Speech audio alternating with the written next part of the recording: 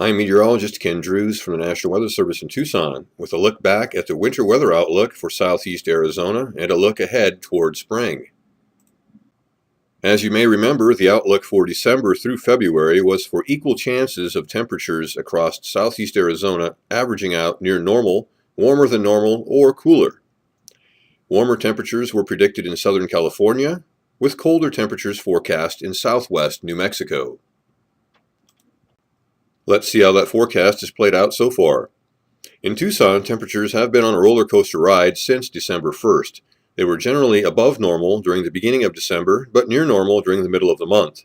After turning colder through the holiday period, temperatures warmed briefly during the first part of January, only to return to near normal for the past 10 days or so. The outlook for February and for the 3-month period of February through April slightly favors above normal temperatures. This is a trend toward the warm side compared to the outlook for December through February.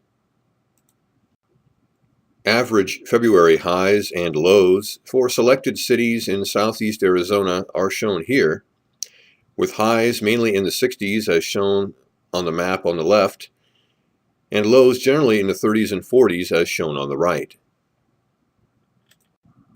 Turning now to precipitation, the outlook issued back in November called for a decent chance of having above normal precipitation for the December through February period.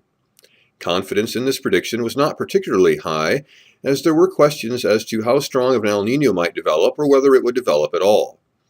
A moderate to strong El Niño usually leads to wet weather in southeast Arizona. A weak El Niño can bring wet weather, but a significant percentage of weak El Niño episodes have also been on the dry side. While a full-fledged El Niño has not developed as of yet, eastern Pacific Ocean surface temperatures have been above normal. This has allowed weather systems crossing the area to be able to tap into decent moisture off the Pacific at times. This map shows that a good portion of southeast Arizona received above normal precipitation during December, shown in greens and blues. However, much of Greenlee, Santa Cruz, and southern Cochise counties did not fare as well, as shown in the warmer colors. So, even with a pronounced El Niño, a wet weather pattern can develop.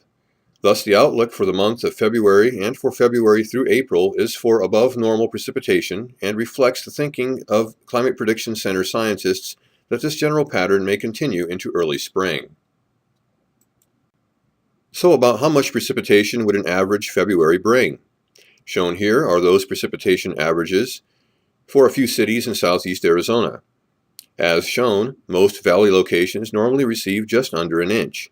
Oracle and Clifton benefit from their proximity to mountains and usually receive more. Average March precipitation amounts are slightly lower than the February numbers, with a sharp drop-off then occurring during April.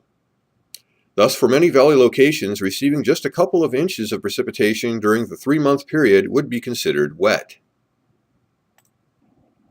Finally, let's take a look at how our drought may be affected. While only a small portion of Pinal and Graham counties remain in the extreme drought category, much of southeast Arizona is in the moderate or severe drought categories.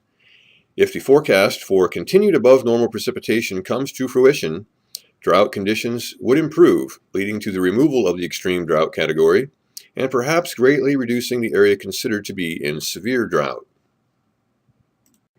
Thank you for your interest in this briefing. Remember, you can find out more information about climate and the weather across southeast Arizona by visiting the websites listed here.